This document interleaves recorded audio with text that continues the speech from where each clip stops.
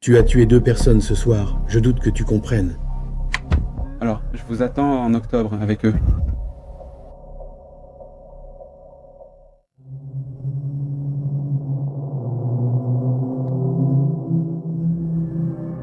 J'ai découvert ce sujet sur le subreddit Mystère. Il y a un compte étrange sur Instagram qui publie des vidéos avec ce qui semble être des mannequins. D'après son compte, on dirait qu'il vit avec ces mannequins, croyant qu'ils sont de vrais êtres humains. Alors je l'attends en octobre avec eux. Suivez-nous sur ces réseaux, sur cette page à moi, pour plus d'options. Dans la légende d'une photo, Chris écrit « De retour avec ma famille ». Dans la publication, on peut voir 2 mannequins différents, l'un ressemblant à une femme et l'autre à un enfant. Dans une autre vidéo, on voit plus de mannequins féminins allongés filmés par lui. Cet homme pense vraiment que ces mannequins sont vivants et font partie de sa famille. D'autres publications le montrent sortant le mannequin en public et agissant comme s'ils étaient en couple.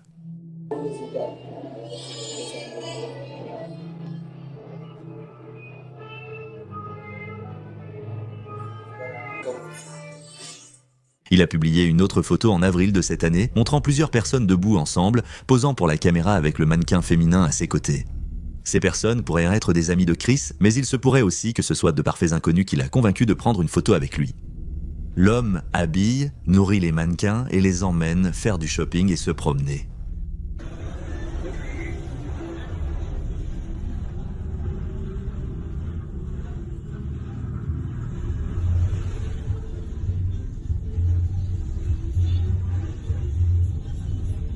On voit aussi d'autres mannequins enfants, souvent dans ses publications, et Chris leur parle. Cela donne l'impression qu'il croit que les mannequins sont ses enfants, et il fête même leurs anniversaires. Christian Montenegro vit en Colombie et est plus ou moins marié à un mannequin. Il considère le mannequin comme sa femme et fonde une famille avec 3 enfants. Daniel, 6 ans, Lady, 4 ans et Samy, 1 an. Christian affirme avoir subi un sévère harcèlement à l'école durant son enfance, ce qui a rendu sa socialisation difficile. À l'âge adulte, il a rencontré une femme nommée Karen, qui lui a appris à prier, à aller à l'église et à devenir une meilleure personne. Ils sont tombés amoureux, mais tout a basculé lorsqu'après un rapport sexuel, il lui a annoncé qu'ils avaient déjà un bébé. Il lui a présenté un bébé en plastique, disant que c'était leur fils, nommé Daniel. Karen ne l'a pas bien pris parce que, même s'ils avaient déjà joué à la maman et au papa, elle pensait toujours que ce n'était qu'une blague. Elle ignorait à quel point Christian voulait une famille de mannequins.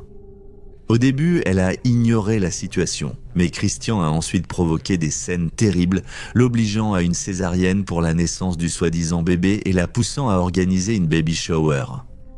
La relation s'est terminée brusquement, mais après 5 ans, Karen a décidé de donner une autre chance à Christian, espérant qu'il s'était débarrassé de son obsession pour les mannequins. Christian, lui, avait d'autres projets. Il lui a dit que Daniel avait déjà 5 ans en lui montrant une poupée plus grande. Karen a aussi découvert que Christian avait créé Lady, une autre poupée de chiffon, et avait des photos retraçant sa croissance à l'école. Christian a de nouveau été abandonné par Karen. Il a ensuite essayé une relation avec Nancy sans lui parler de ses enfants en chiffon, mais cela s'est aussi terminé. Il a alors décidé d'offrir une mère à ses enfants en créant Natalia, sa femme en chiffon. Il présente souvent ce même mannequin dans ses vidéos. Il dit être très heureux avec sa famille et pense avoir trouvé l'amour de sa vie. Sa famille accepte aussi son amour pour les mannequins, puisqu'il emmène souvent Natalia aux réunions familiales et sorties. Il a expliqué que, bien que Natalia soit en chiffon, il a trouvé en elle une confiance et un amour inconditionnel qu'aucune femme réelle ne lui a jamais donné.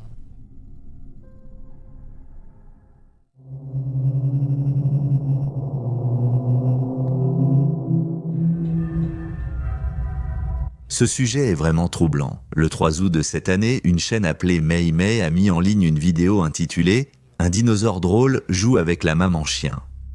Le titre paraît inoffensif, mais la miniature était très étrange. Je ne peux pas la montrer ici, mais sur la miniature, on dirait qu'un homme fait semblant de faire ça à un chien. La vidéo suit l'homme et le chien dans la jungle, avec un homme déguisé en dinosaure. À un moment, Il emmène le chien derrière un buisson et fait semblant d'agir avec lui. La vidéo a 2,1 millions de vues et n'a pas été supprimée. Les commentaires sous la vidéo sont intéressants.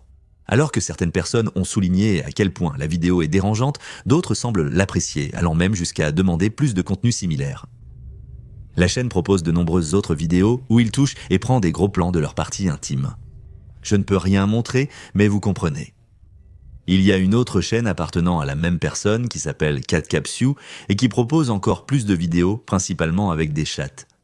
Les miniatures de certaines vidéos sont aussi très suggestives et troublantes. De nombreux commentaires sous ces vidéos justifient aussi des crimes contre les animaux. Un commentaire en thaïlandais dit « J'ai rencontré un chien, j'étais heureux qu'il vienne vers moi et qu'il aille au lit avec moi ». 10 autres chaînes thaïlandaises publient des contenus suggestifs similaires, certaines diffusant même de fausses vidéos de sauvetage sur YouTube. J'en ai conclu qu'il existe une communauté produisant ce contenu. Il y a aussi d'autres sites et plateformes impliqués, mais je ne sais pas jusqu'où je peux aller ici.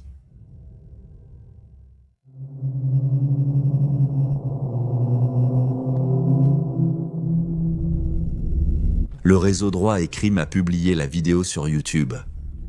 Elle présente Stéphanie Malgoza qui, ivre, a tué 2 personnes en roulant à 3 fois la limite de vitesse. Elle décrit l'incident affirmant qu'elle a appelé le 911 dès qu'elle a percuté la personne. Évidemment, tu ne te sens pas libre de partir en ce moment, n'est-ce pas? Donc je vais simplement te lire tes droits, Miranda, pour que tu comprennes ce qu'ils sont. Et nous allons parler de ce qui s'est passé lors de l'accident, d'accord? Tu as seul le droit de garder le silence. Tout ce que tu diras pourra être utilisé contre toi devant un tribunal. Tu as le droit de parler à un avocat avant d'être interrogé et d'avoir un avocat présent avec toi pendant l'interrogatoire. Si tu n'as pas les moyens d'en engager un avocat te sera fourni avant l'interrogatoire, d'accord? Tu comprends chacun de tes droits. Comment dis-tu ton prénom? Stéphanie? Stéphanie. D'accord. Peux-tu m'en parler? Oui. Expliquer ce qui s'est passé, d'accord? D'accord, expliquer simplement ce qui s'est passé avant l'accident. Selon elle, elle ne roulait pas vite, mais quelqu'un est de soudainement apparu devant elle. Je vous assure, je sais qu'une seule personne a été percutée et j'ai simplement l'impression qu'elle est apparue soudainement, car je conduis prudemment. Elle a affirmé n'avoir bu que 3 verres et réussirait un test d'alcoolémie, mais elle les a tous ratés. Au cours de la soirée, combien avez-vous bu? J'ai dû boire 3 verres. Qu'est-ce que 3 verres? On parle de quel type de boisson? Juste de la vodka? De la vodka? Vodka pure ou des cocktails? Vodka et eau, donc je restais hydratée, tu sais, tout en buvant. Seulement... Genre, là tout de suite, si tu me faisais passer un test, je pense que je réussirais. Enfin, ne me teste pas, mais je pense que je réussirais. Alors qu'elle avait d'abord affirmé être au courant de la situation, quand les agents ont essayé de lui faire passer un test d'alcoolémie, elle s'est mise à rire de façon hystérique, agissant comme si rien ne s'était passé. Tu comprends? Je sais, oui. Touche juste ma main pour que je sache où tu es. D'accord, ce n'est pas ce que tu as ressenti. Testons tes yeux, c'est vraiment difficile. C'est vraiment difficile? C'est difficile. D'accord, juste... D'accord. Garde la tête immobile. Honnêtement, son comportement était flippant. Elle ne montrait aucun remords pour avoir tué 2 personnes et continuait à plaisanter, chanter et danser après son arrestation. Stéphanie Malgoza a été condamnée à 14 ans de prison pour 2 chefs de conduite en état d'ivresse aggravée ayant causé la mort et 2 chefs de conduite imprudente aggravés.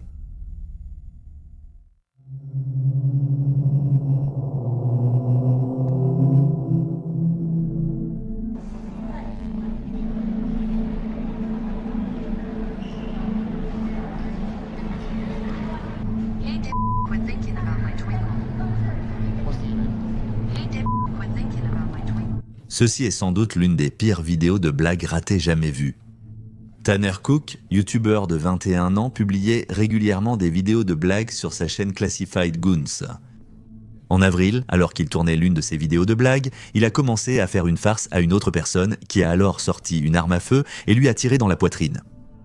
L'homme était Alan Cooley, un livreur DoorDash de 21 ans. Alan récupérait sa commande au restaurant quand Tanner l'a interrompu et l'a suivi partout avec un son étrange sur son téléphone. L'audio rappelait Google Traduction et disait « Hé, censuré, cesse de penser à mon étoile ». Au début, Alan a ignoré la situation, agissant normalement et repoussant même Tanner. Tanner continuant, Alan a sorti une arme et lui a tiré dans la poitrine. L'opinion publique était contre Tanner, jugeant son contenu proche du harcèlement et sans humour. Malgré la blessure mortelle, Tanner a heureusement survécu. Alan a été déclaré innocent, le jury estimant qu'il avait tiré sur Tanner en légitime défense.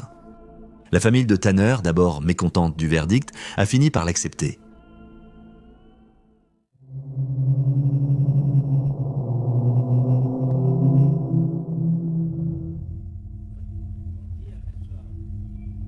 Je discute ici avec la secrétaire.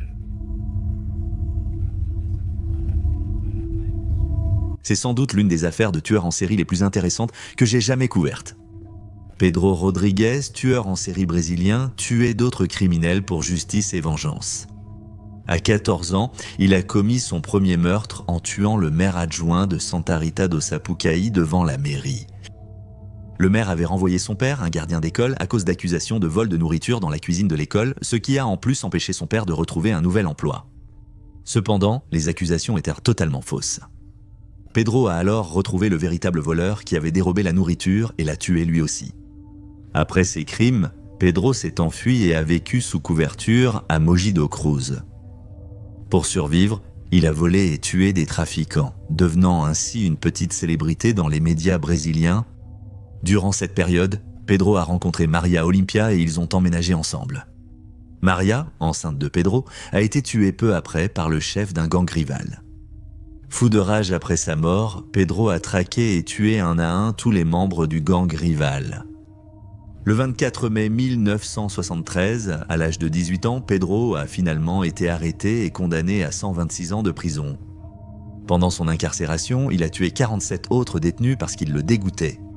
Un jour, transporté avec un autre prisonnier en voiture, il l'a tué, affirmant l'avoir fait parce que c'était un lâche.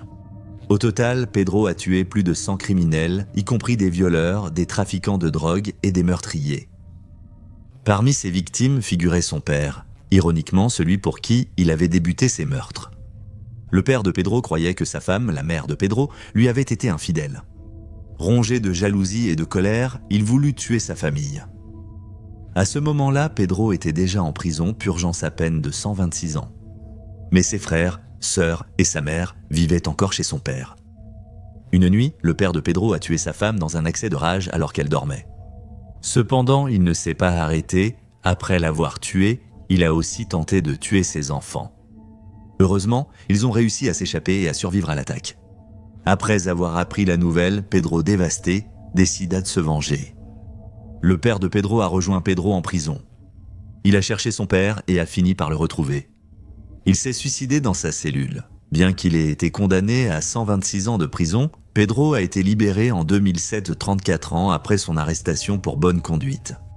Arrêté en 2011 pour incitation à des émeutes, il a été libéré en 2018 et a lancé sa chaîne YouTube Pedrinho Guism Matador.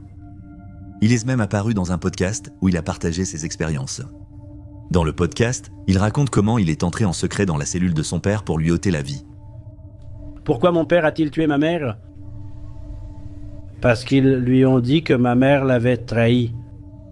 C'était un mensonge, ma mère était la femme la plus sainte du Brésil.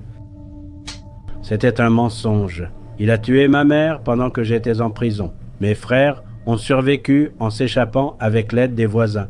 Ils voulaient tous nous tuer. J'ai tué mon père en prison. J'ai passé 42 ans en prison. Il a même arraché un morceau du cœur de son père et l'a mâché. J'ai découpé un morceau de son cœur, je l'ai mâché, parce que j'avais dit que j'allais manger son cœur. C'est ce que j'ai fait. C'était une vengeance. Je n'ai pas avalé, j'ai seulement mâché puis jeté sur le corps. Le 5 mars 2023, Pedro a été tué par deux inconnus qui lui ont tiré dessus depuis leur voiture avant de fuir. Aucun suspect n'a encore été arrêté. Sa chaîne YouTube est maintenant gérée par son thérapeute qui publie des vidéos d'eux ensemble comme moyen de se souvenir de lui.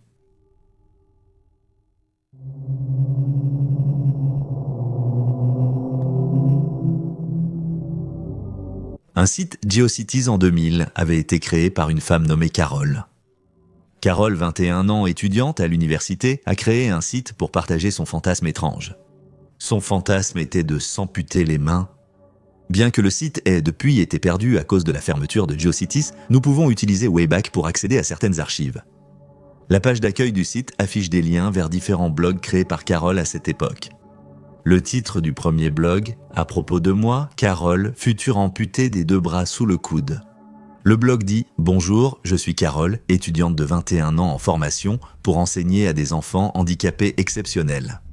Je suis très myope et porte des lunettes sévères épais. Je suis aussi une véritable désir d'amputation des 2 avant-bras, c'est-à-dire une personne qui souhaite devenir amputée des 2 avant-bras. Oui, cela signifie que je veux vraiment me faire amputer les 2 mains et poignets, à environ 20 cm, sous les coudes.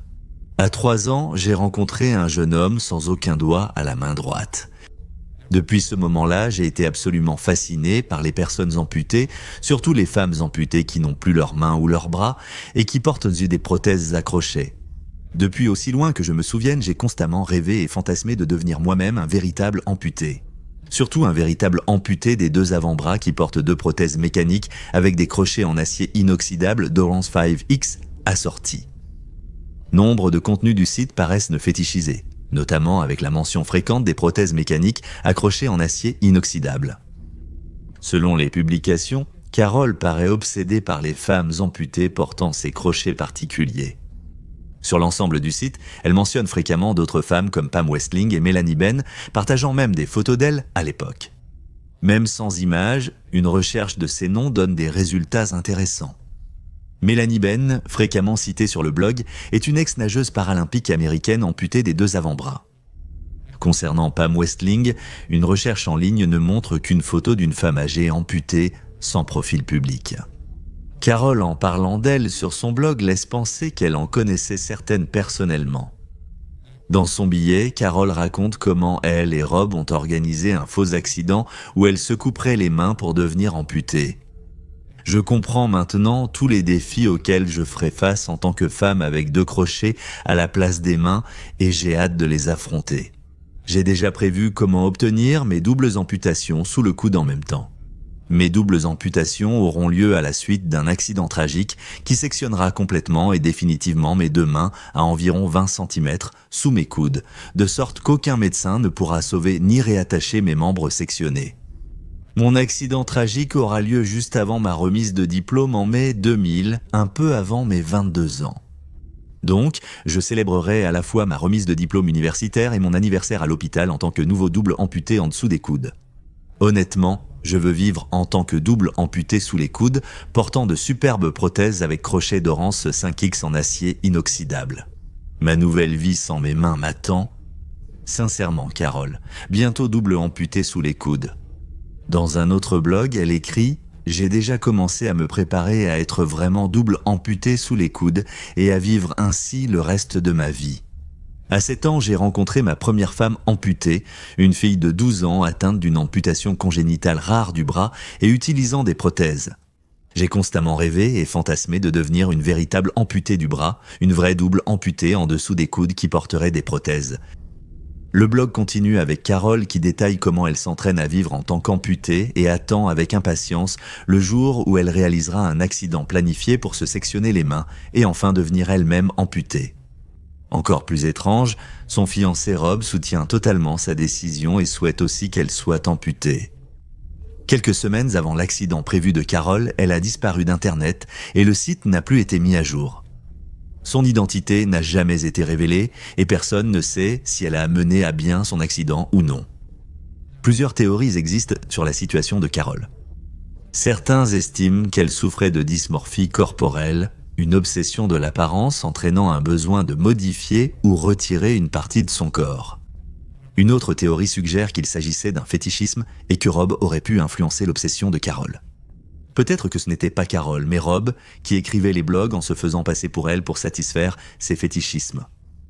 Fait intéressant, alors que Carole avait disparu, un utilisateur a trouvé le site Hooklovers, actif jusqu'en 2017, partageant un style d'écriture similaire à ses blogs. Le site présente également des images de femmes portant les mêmes prothèses de parties du corps jumelées avec des crochets en acier inoxydable Dorance, et les blogs s'obscènent sur ces femmes en les sexualisant. Bien que nous ne puissions pas savoir avec certitude ce qui s'est passé, il est très probable que Carole n'ait finalement pas mis son plan à exécution, et c'est pourquoi les blogs se sont soudainement arrêtés.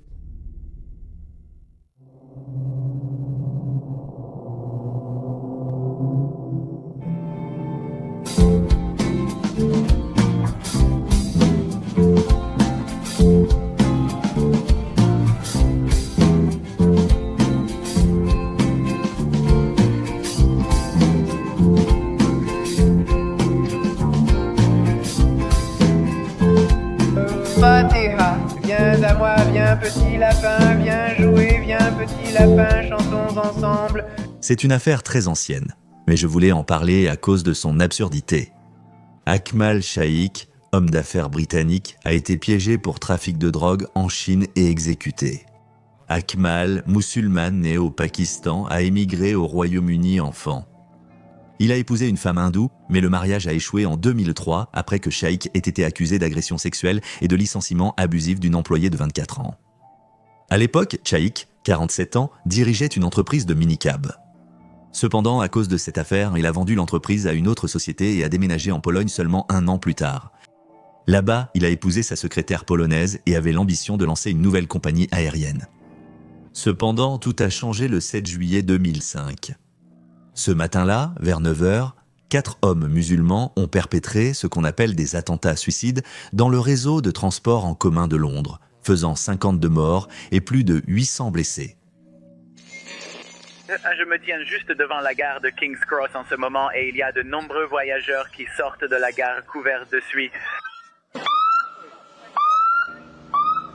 Même si l'incident fut l'une des attaques les plus meurtrières au Royaume-Uni depuis 10 ans, Cher avait une autre perspective. Il a dit aux Londoniens, désormais, tous comprendront qui sont les musulmans et ce qu'est le djihad. Après avoir envoyé ce message, Cher allait certainement comprendre ce qu'est la loi. Après l'incident, Cher a été suspecté et enquêté 5 mois par les renseignements britanniques et la sécurité intérieure polonaise. 1 an plus tard, il a été condamné à 1 an de prison pour conduite en état d'ivresse. Libéré en 2007, il a ensuite rejoint une longue manifestation devant le bureau du Premier ministre à Varsovie. Là-bas, il a rencontré le musicien britannique Gareth Sanders qui a décrit Shaikh comme sans argent, nourriture ni domicile, dans sa pire forme. Shaikh, désespéré de trouver un emploi, a tenté de convaincre Sanders d'enregistrer sa chanson qu'il pensait porteuse d'un message de paix universel. La chanson s'appelait « Viens, petit lapin ». Sanders trouvait la chanson un peu fausse et n'a pas pu aider Shaikh. Dans son désespoir, Shaikh a finalement rencontré un homme nommé Carlos qui affirmait avoir d'importants contacts dans l'industrie musicale et était prêt à aider Shaikh à échapper à ses mauvaises conditions. Carlos a conseillé à Shaikh de se rendre au Kirghizistan où il rencontrerait un ami nommé Okoli qui pourrait soi-disant faire de lui une star de la musique du jour au lendemain. Sans autre choix, Shaikh a suivi le conseil de Carlos et s'y est rendu. Okoli a adoré la chanson de Shaikh et lui a promis de chanter « Viens petit lapin » dans une grande boîte de nuit qu'il possédait en Chine. À ce moment, Shaikh a senti que sa vie allait changer. Il croyait qu'il allait enfin pouvoir réaliser son rêve de devenir chanteur et même gagner de l'argent pour subvenir à ses besoins. Ils ont prévu d'atterrir au Tadjikistan puis d'aller à Urumqi, dans le nord-ouest de la Chine. Arrivé au Tadjikistan, Okoli y est resté, laissant Cher partir seul en Chine sous prétexte que le vol était complet. Il a promis de prendre le prochain vol pour rejoindre Cher en Chine rapidement. Cher a obéi, mais juste avant l'embarquement, Okoli lui a donné une valise à emporter en Chine. Pensant que c'était juste des bagages en plus, Cher n'y a pas vraiment fait attention. Dès son arrivée en Chine, il a été arrêté pour trafic de stupéfiants. La police a trouvé 4 kilos d'opium dans la valise qu'Okoli lui avait remise. Shaikh a expliqué aux autorités que la valise appartenait à son ami, attendu par le prochain vol, et non à lui. Cependant, Okoli n'est jamais venu. Pensant que Shaikh mentait pour se sauver, les autorités chinoises l'ont arrêté et l'ont ensuite condamné à mort. Le gouvernement britannique n'a appris l'arrestation qu'1 an après. L'organisation Reprieve a tout tenté pour sauver Shaikh, menant une campagne pour sa libération et affirmant qu'il ignorait les substances ayant été manipulées par autrui.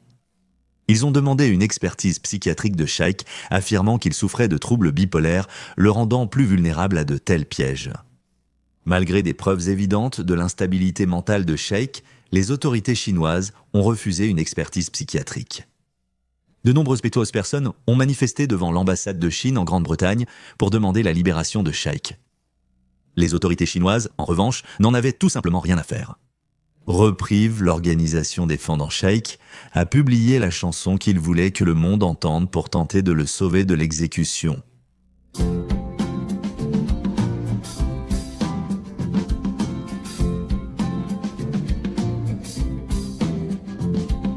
La chanson « Viens petit lapin » d'Ada a été publiée sur YouTube le 28 octobre 2009, incitant les spectateurs à se joindre à la protestation pour sauver Shaikh.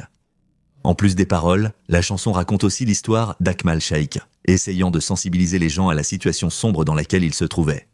Cependant, malgré de nombreuses tentatives et la pression internationale, Shaikh a été exécuté le 29 décembre 2009. Les membres de sa famille n'ont pas été autorisés à le voir pendant ces dernières heures, ni à assister à l'exécution.